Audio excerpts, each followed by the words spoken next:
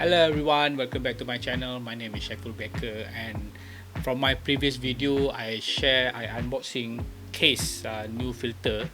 We call it clip-in filter. Alright, so this is a very interesting product from KASE. So far I'm enjoying using the filter. So this is the filter inside it. So I just want to let you know that for today's video I'm gonna share all the images that I have shot using this filter yesterday.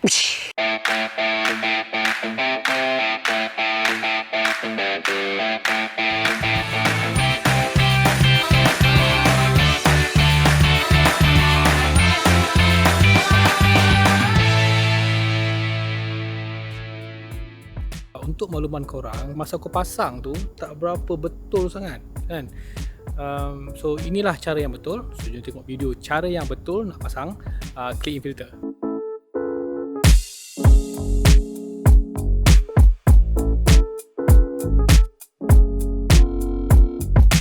Alright, so itulah cara yang betul. Cuma tips dekat sini ialah korang kena pastikan dia punya tulisan tu macam ND1000 ke apa semua, tulisan tu dia menghadap image sensor, bukannya menghadap keluar. Macam aku buat sebelum ni, dalam video aku sebelum ni, dia punya tulisan tu menghadap keluar. So basically tak betul lah. So kena pastikan dia menghadap kat dalam. So aku dah beritahu yang aku akan review image quality daripada penggunaan filter ni bila kita shoot landscape, terutamanya landscape lah. Okay, jom tengok aku punya setting sekarang.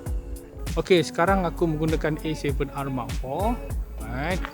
Dan lens yang aku gunakan ialah lens 70-200, dan tripod aku menggunakan tripod Manfrotto aku lah.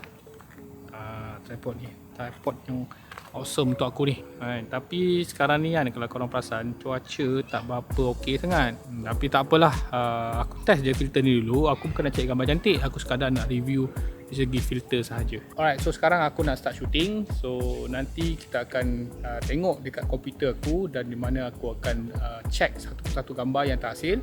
Dan lepas tu nanti korang tengoklah macam mana hasil gambar dia, okey ke tak okey.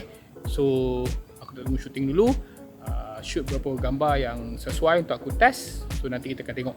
Alright guys, so now I'm home. So I will reviewing all the images that I have shot at Bukit Tuku Cangkat. Basically, I already import all the images that I've shot over there, and I have already selected some of the pictures that's worth to share with you guys. I wasn't paid for this review, so all the images that I'm gonna share with you is basically exactly as it is. I did not do any enhancements or whatsoever. So basically, it's all raw images, and I also shoot JPEG, but I want to share with you all the raw images. So now let's see all the images. Alright, so like I informed to you guys earlier, I'm using Capture One Pro for this video.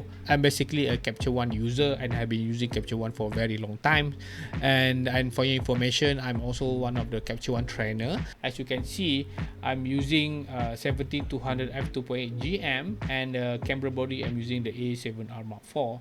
Alright, so and the white balance I set it to 5000 fix, so I want to make sure that all the image are set at the same white balance to check in terms of there is changes of colors or affected from the using the filter. This is the one that I shot without using the KASE clip-in filter, and all of this one is using UV filters 1, 2, 3. Then this one using ND8, and then I use ND64. Okay, then after that this is also ND64. I shoot one more time because this one looks a bit underexposed, so I shoot one more times with different settings. Then this is the ND1000. So for the ND1000 filter, I need to increase my ISO, as I only can shoot up to 30 seconds. Right, as you can see from this image, the top image here is without the filter, and the bottom here is with the filter. And both of these image have almost similar exposure. However, as you can see on the histogram here, the one without the filter is a little bit brighter.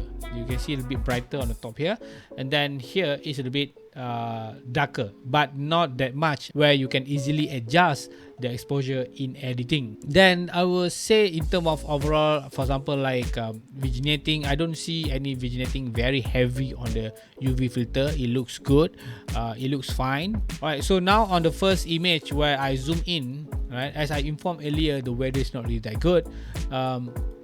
So when I zoom in, this is the details with the A7R Mark IV using the 7200 GM, and yeah, it is sharp, it is good, but as you can see, there's no very good contrast on this image, as the weather not really that good. Alright, so this image I haven't done anything. It means that I don't do any adjustment at all. Right, for this image, my focus point is here, the KL tower. This is my focus point, where I use manual focus on all of my images. I need to make sure that when I change the filter, when I put on the filters, it's still the same. Right, so where's the KL tower? Right, so as you can see on the image, the top here is without filter and the bottom here with the filter, and this one is using the UV filter. And as you can see, it is very obvious that UV filter not really that sharp. So I also want to check on different part of the location, so let's have a look at the KLCC over here. So this is the KLCC. Alright, and again similar, the one with the UV filter not really that sharp. So I zoom into this area. Alright, so this is at the far corner of the 70mm focal length of the 70-200 GM, and as you can see, this lens is a very sharp lens. Alright, so however, if I'm using the UV filter, it looks the same. It suffers softness in the image, on overall image, in every part, in the corners, in the sides, in the centers, all have suffering from the, what you call that, softness of the image. So what I did is that I shoot one more time with different kind of autofocus, where I readjust my autofocus, and as you can see, it still produced the same result, where is it, the PPCam? Alright, and as you can see, it suffers still the same result, not really that sharp. It is still soft. But you need to remember that I'm using the A7R Mark IV with 61 megapixel, so means that you can easily see the difference. If I'm using the A7 Mark III, it's not going to be affected that much, because A7 Mark III is only 24 megapixels. Alright, so on the next image, on this one, the ND8. So surprisingly, right guys, surprisingly, the ND8 is very good. Right, as you can see, it is sharp. Right, it is very sharp. I kind of like the ND8 because it produces very sharp images, as you can see here. Right, so it's good. This lens is good. This ND8 filters, it shows a different result. Right, then if I move on to again, I reshot again with ND8. As you can see that the result is almost similar. Right, then I'm using the ND64. ND64 also quite good. It's not that bad. Overall, I would say that only so far the UV filter having some softness of the images. However, for the others like ND8, ND64, it is very good. Alright, so then again, this one using the ND64 just to verify on the image. And lastly, I'm using ND1000, and as ND1000 quite good. I would say that right, for a filter that having very dark what we call it, coatings with ND1000 10 stop, so it is considered as very good filter. That is when I do not zoom, where I shot at 70mm, and this one I'm shot with let me remove this one first. Alright, let me set this one as my compare. Alright, so okay, now I already set this first image as the compare, because for this image I do not use any filter. Right, for these two images, on the left is the one without filter, on the right is the one I'm using filter. Okay, so this is UV filter, and this one is ND8, this is ND64 and ND1000. And from all the image, I would say that none of the image suffer from vigneting on the side, and all produce almost similar exposure. But this one is maybe because I did not set the exposure properly, but like I informed earlier, I can easily increase the exposure.